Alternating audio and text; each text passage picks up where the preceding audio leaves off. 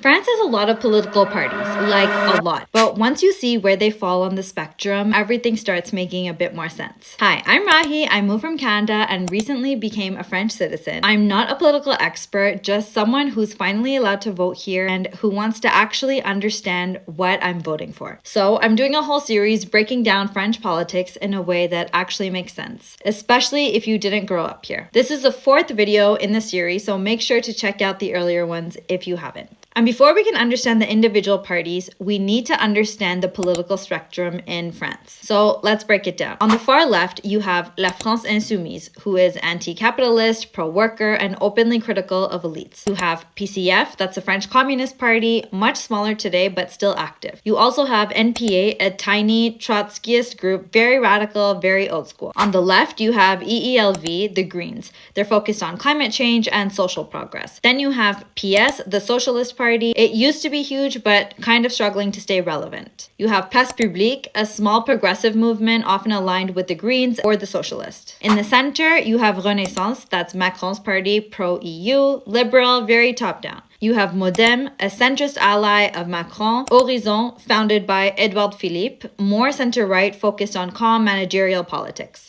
Then on the right, you have Les Républicains. They're conservative, pro-business, traditional values. You also have UDI, that's center-right, pro-Europe, a little bit softer than LR. You have LIOT, that's technically centrist, but often leans right on rural and sovereignty issues. Finally, on the far right, you have Rassemblement National, that's Marine Le Pen's party, nationalist, anti-immigration, and very popular in some regions. You have Reconquête, founded by Éric Zemmour, that's more extreme than RN, especially on identity and Islam. So in the next few videos, I'll go into each party one by one, what they believe, who leads them, and who actually votes for them. So if you're like me, trying to make sense of the political world you live in, follow along. Let's figure it out together.